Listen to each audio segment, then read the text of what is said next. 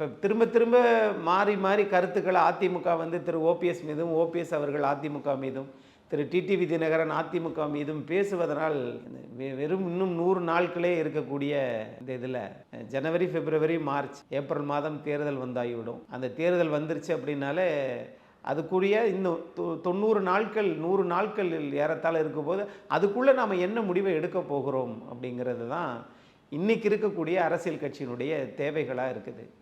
தேமுதிக அதிமுகவுடன் வரப்போகிறதா, அல்லது நீங்கள் திமுகவோட போப்பதா, அல்லது தாவேகாவோட, இவங்க எல்லாருக்குமே வந்து நிறைய வாய்ப்புகள் இருக்குது. ஆனால் வெற்றி பெறக்கூடிய வாய்ப்பு, அடிப்படை கட்டமைப்பு, தொண்டர்கள் பலம். நீங்கள் 2 தினங்களுக்கு முன்னாடி வாக்குச்சாவடிகளை வாக்கு முகவர்கள் யாருக்கு அதிகம் அப்படின்றத ஒரு வெளிப்படையான ஒரு கருத்து ஒன்று சொல்லியிருக்கிறாங்க.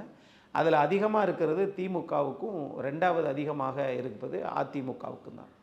ஒரு அரசியல் கட்சிக்கு தேர்தலை சந்திக்கக்கூடிய முழு சக்தி, திறன் எங்கிருந்து ஆரம்பிக்குதுன்னா, அந்த வாக்கு சாவடியில் இருக்கக்கூடிய அரசியல் கட்சி சார்பாக பங்கேற்கிறாங்கல்ல, அவங்கள வச்சு தான் இருக்குது.